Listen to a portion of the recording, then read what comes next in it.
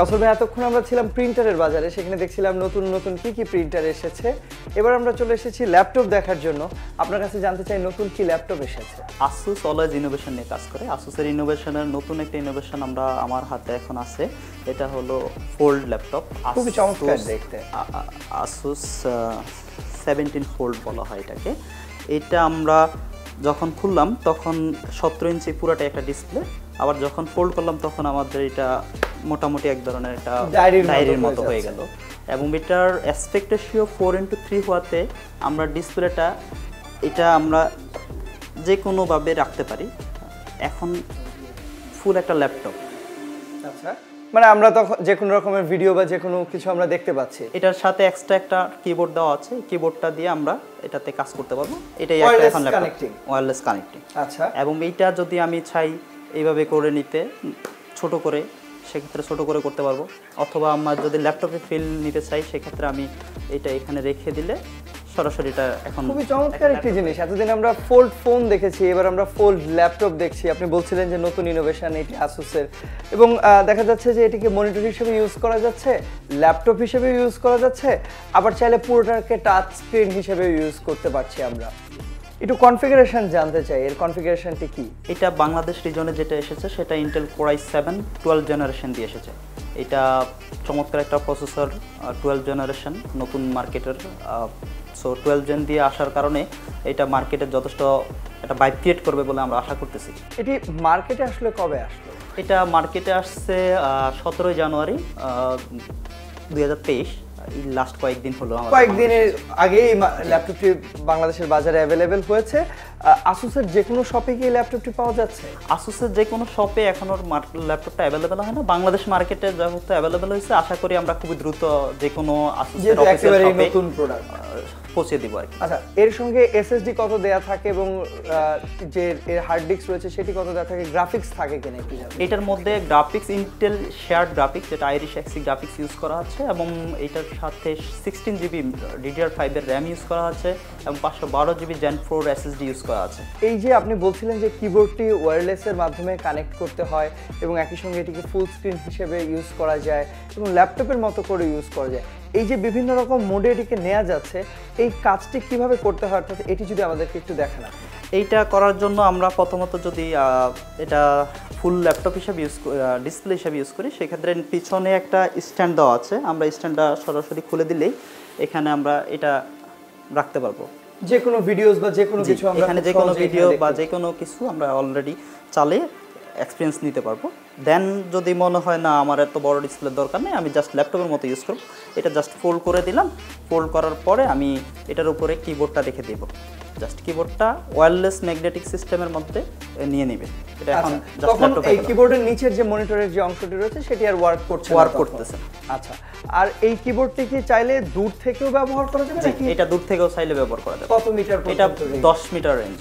10 metre দূর থেকে কিবোর্ডটির মানে মনিটরটি দূরে রেখেই এই কিবোর্ডটি ইউজ করা যাচ্ছে। আর এর সাথে কি কি পোর্ট দেওয়া রয়েছে? এর সাথে শুধুমাত্র আমাদের থান্ডারবোল্ট পোর্ট দেওয়া আছে দুইটা, যেটা দিয়ে পাওয়ার এবং ডিসপ্লে ডেলিভারি হবে, এবং সাথে হলো 3.5 mm জ্যাক পোর্ট দেওয়া আছে, যেটা হেডফোনের জন্য আমরা এক্সপিরিয়েন্স নিতে পারবো। আচ্ছা, তাহলে কেউ যদি মাউস ইউজ করতে চায় সেক্ষেত্রে তাকে ওয়্যারলেস মাউস, ব্লুটুথ মাউস অথবা টাইপ সি দিয়ে যেগুলো মাউস পাওয়া যায় এগুলো দিয়ে করতে পারবে।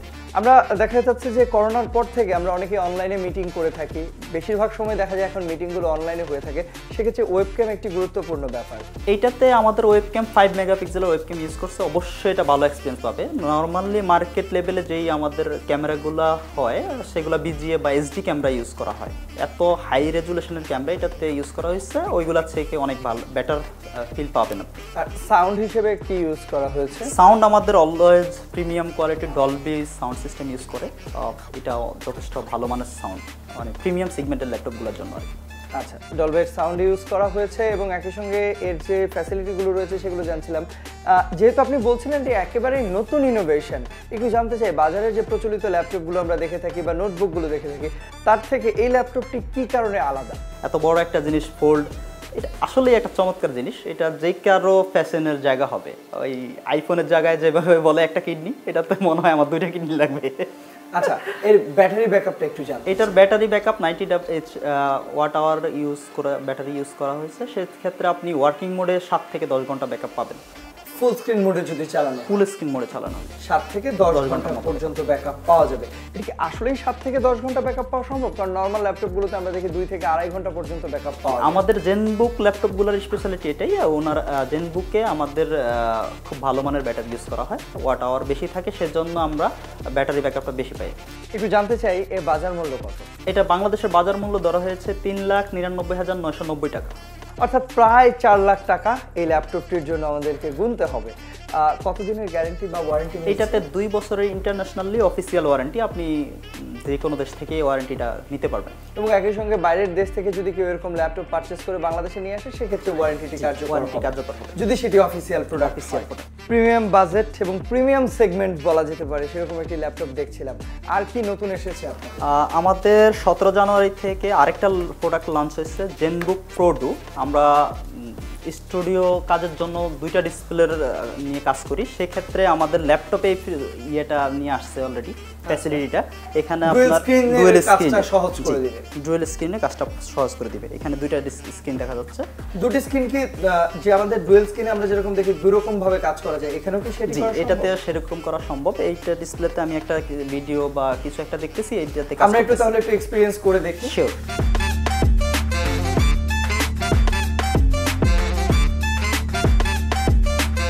এই প্রোডাক্টটাতে আমরা 2টা স্ক্রিন ইউজ করার ক্ষেত্রে, যে এখানে আমাদের ইউটিউব চলতেছে অলরেডি, আমরা যদি চালিয়ে দিই, এখানে ইউটিউব চলতেছে ওকে একটা ভিডিও, এখানে আমি অন্য একটা কাজ করতেছি, যে এখানে আমার মাইক্রোসফট স্টোর ইউজ করলাম, এখান থেকে আমি অন্য যে কোনো কাজ করতে পারবো।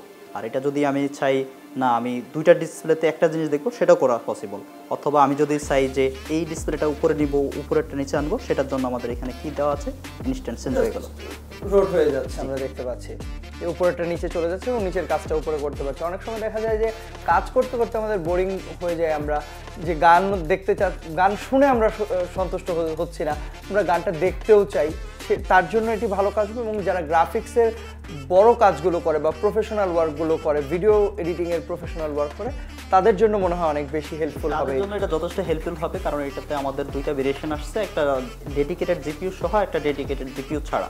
সো ডেডিকেটেড জিপিইউ সহ দিয়ে যে প্রোডাক্ট আসছে, সেটা দিয়ে আপনি গ্রাফিক্সের হেভি এন্ডের কাজগুলো করতে পারবেন, প্রফেশনাল কাজগুলো করতে পারবেন, সেটা আপনাকে ভালো ফিল দিবে। এবং এটার রেজুলেশনটাও 2.8K রেজুলেশন ইউজ করছে, ওএলইডি ডিসপ্লে নিয়ে কথা বলছিলাম এবং একই সঙ্গে গ্রাফিক্সে ভালো কাজ করা যাবে সেগুলো নিয়ে কথা বলছিলাম।